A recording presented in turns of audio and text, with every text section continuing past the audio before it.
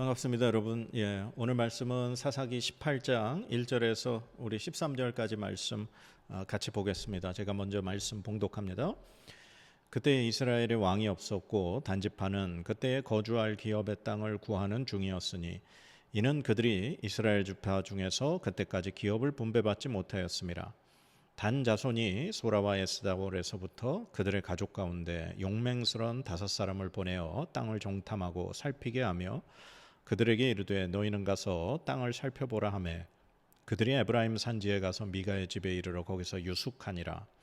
그들이 미가의 집에 있을 때에 그 레위 청년의 음성을 알아듣고 그리로 돌아가서 그에게 이르되 누가 너를 이리로 인도하였으며 내가 여기서 무엇을 하며 여기서 무엇을 얻었느냐 하니 그가 그들에게 이르되 미가가 이러이러하게 나를 대접하고 나를 고용하여 나를 자기의 제사장으로 삼았느니라 하니라. 그들이 그에게 이르되 청하건대 우리를 위하여 하나님께 물어보아서 우리가 가는 길이 형통할는지 우리에게 알게 하라 하니 그 제사장이 그들에게 이르되 평안히 가라 너희가 가는 길은 여호와 앞에 있느니라 하니라. 이에 5사람이 떠나 라이스에 이르러 거기 있는 백성을 본즉 염려 없이 거주하며 시돈 사람들이 사는 것처럼 평온하며 안전하니 그 땅에는 부족한 것이 없으며 부를 누리며 시돈 사람들과 거리가 멀고 어떤 사람과도 상종하지 아니함이라. 그들이 소라와 에스다올에 돌아와가서 그들의 형제들에게 이르매 형제들이 그들에게 묻되 너희가 보기에 어떠하더냐 하니 이르되 일어나 그들을 치러 올라가자. 우리가 그 땅을 본즉 매우 좋더라. 너희는 가만히 있느냐 나아가서 그 땅 얻기를 게을리하지 말라. 너희가 가면 평화로운 백성을 만날 것이요 그 땅은 넓고 그곳에는 세상에 있는 것이 하나도 부족함이 없느니라. 하나님이 그 땅을 너희 손에 넘겨주셨느니라 하는지라. 단지파의 가족 중 600명이 무기를 지니고 소라와 에스다올에서 출발하여 올라가서 유다에 있는 기럇 여아림에 진치니 그러므로 그곳 이름을 오늘까지 마하네 다니며 그곳은 기럇 여아림 뒤에 있더라. 무리가 거기서 떠나 에브라임 산지 미가의 집에 이르니라. 아멘. 오늘 이 사사기 18장에 있는 말씀은 단지파가 이제 땅을 이제 정탐하러 멀리 북쪽 라이스까지 간 그 말씀이 등장을 합니다. 그런데 가만 보면 사실 이 단지파가 땅을 구하는 이 부분의 말씀은 이 사사기 맨 뒤에 나와야 될 이야기가 아니에요. 어떻게 보면 사사기 맨 앞에 등장해야 될 말씀입니다. 근데 왜 사사들의 모든 이야기가 끝나고 그 뒤에 이 사사기 전체를 이제 마무리하는 이 뒤에 에필로그 부분에 이 단지파의 이야기가 등장할까요? 우리가 17장에서는 그 미가 집안에 대한 이야기를 봤죠. 미가의 어머니 그리고 미가 그리고 한 레위인의 이야기, 이걸 통해서 그 사사시대의 전체의 배경이 어떠한가를 우리가 이해를 했습니다.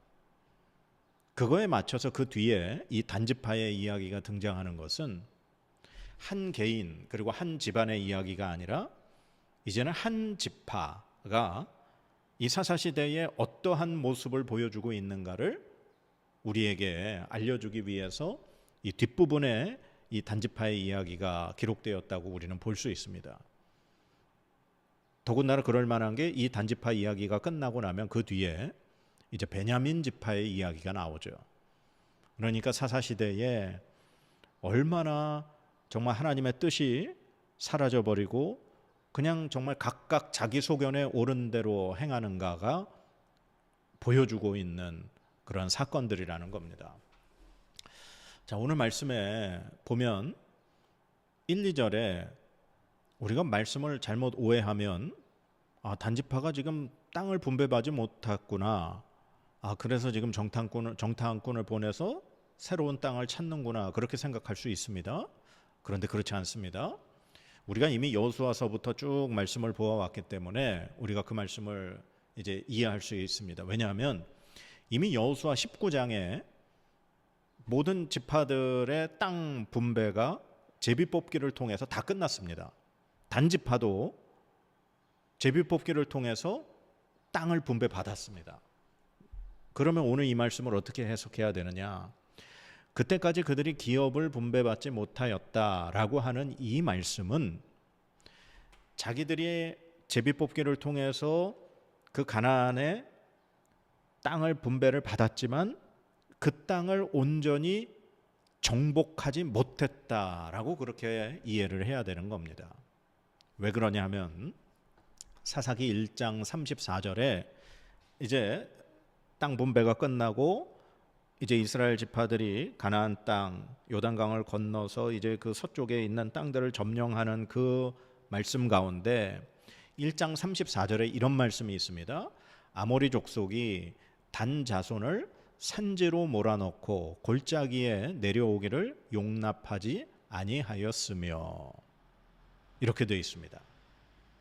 그 사사기 1장 후반부에 온전히 점령하지 못한 그 지파들에 대해서 이야기할 때 이 단지파는 아모리 족속이 그냥 단지파를 그냥 아예 내려오지 못하도록 이렇게 막아버리는 그런 처지가 됐다는 거예요.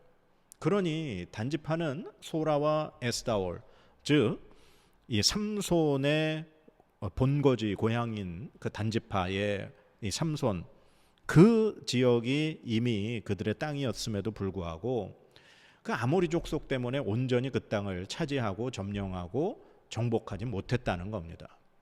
그래서 결국 그들이 5명을 뽑아서 다른 곳으로 이동하기 위해서 정탐꾼을 보내게 되는 거죠. 그래서 이 5명이 정탐을 하기 위해서 가다가 에브라임 산지에 미가의 집에 들리게 됩니다.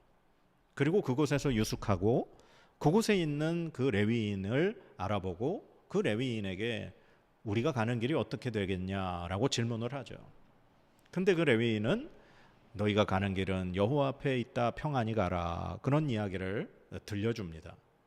그래서 이 5명의 정탐꾼이 북쪽에 있는 라이스에 가서 그곳을 정탐하고 돌아와 보고를 하죠. 그 땅은 너무나 평화롭고 풍요로운 곳이다. 우리가 그 땅을 정복하자. 그러면서 그들이 하는 얘기가 하나님이 그 땅을 너희 손에 넘겨주셨느니라. 그래서 단지파가 이제 그 땅을 점령하기 위해서 600명이 무기를 가지고 이 라이스로 출정을 하게 되죠. 그러는 가운데 에브라임 산지 미가의 집에 도착하는 것으로 오늘 이 13절까지의 말씀이 끝나게 됩니다.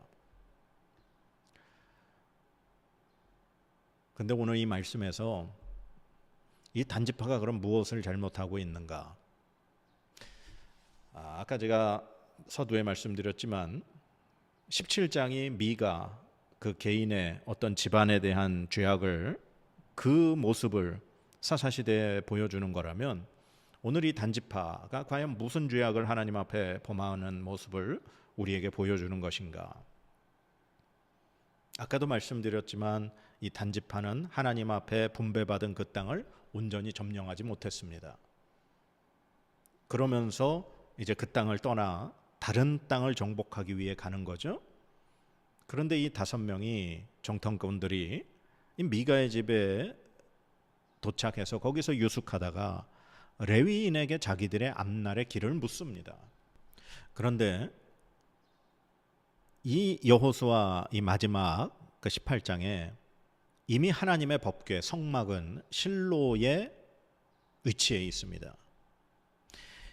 이 단지파가 있는 소라와 에스다올에서 실로까지의 거리가 한 50km 정도 됩니다.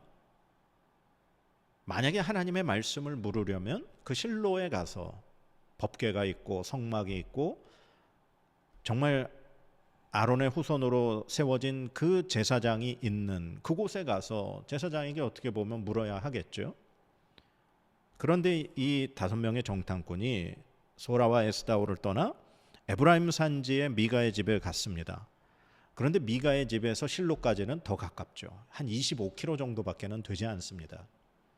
그런데 이 정탐꾼들은 하나님의 뜻을 물을 때 하나님의 성막이 있는, 하나님의 그 법궤가 있는, 제사장이 있는 그러한 실로에 가서 묻지 않고 한 개인의, 그리고 그 집안에 있는 신상을 섬기며 그 개인의 집에 제사장이 된 레위인에게 하나님의 뜻을 묻는 걸 볼 수 있습니다. 참 어처구니가 없는 일이죠. 그들에게 분명히 실로의 위치, 그리고 그곳에 하나님의 성막, 법궤, 제사장이 있는 걸 그들은 분명히 알고 있습니다. 그럼에도 불구하고 하나님의 뜻을 물으러 하나님의 성막이 있는 곳으로 가지 않았다는 거죠. 그리고 이제 이 5명의 정탐꾼들이 라이스를 정탐하고 와서 그들이 보고합니다. 세상에 있는 것이 하나도 부족함이 없다, 그곳은. 저는 이 말씀 보면서 마치 롯의 이야기가 생각이 났습니다. 아브라함과 롯이 이제 종들도 많고 소유도 많고 그래서 이제 서로 나누어지게 하죠. 이제 갈라서게 되는데 아브라함이 롯에게 먼저 선택권을 줬지 않습니까? 그런데 그때 롯이 요단 동편들을 바라보니 너무나 풍요롭고 여호와의 동산 같고 모든 것이 보기 좋아서 이 롯이 결국 요단 동편들을 선택하고 그곳에서 가다 소돔과 고모라까지 가게 되죠.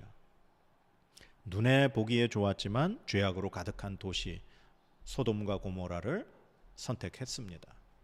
그런데 오늘 이 5명의 정탐꾼과 단지파 역시 그들의 눈에 보기에 좋은 라이스를 자기 가족들, 자기 지파에게 소개하고 그 땅을 차지하러 가자. 그 땅에 모든 것이 풍부하다라고 그렇게 이야기하면서 그 땅을 차지하러 정복하러 가기로 합니다.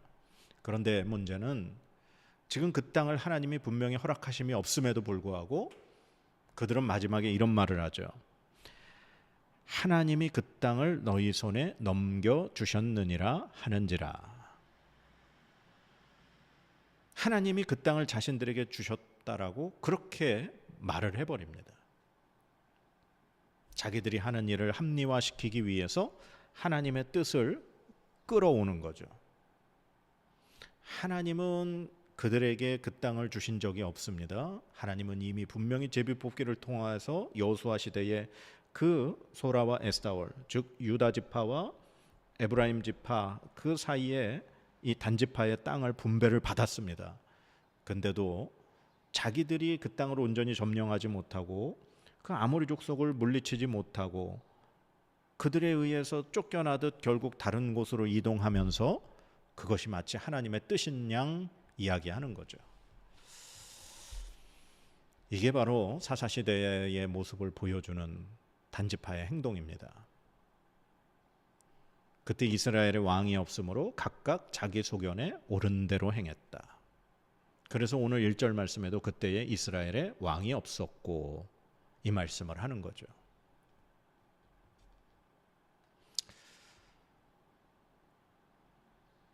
이스라엘의 왕이 없다. 왜 왕이 없습니까? 하나님이 계시는데, 하나님이 그들의 왕이 되시는데. 그러니까 하나님이 없다는 거예요. 그들의 마음 속에, 생각 속에, 삶 속에 이미 하나님이 사라져 버렸다는 겁니다. 그러니 그들은 각각 자기의 소견에 옳은 대로 행할 뿐이죠. 17장에 미가가 그랬고 오늘 18장에 단지파가 그러고 있습니다.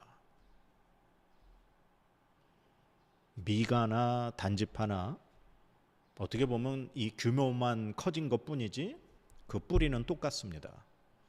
그들의 삶에, 그들의 마음에 하나님이 계시지 않은 거죠.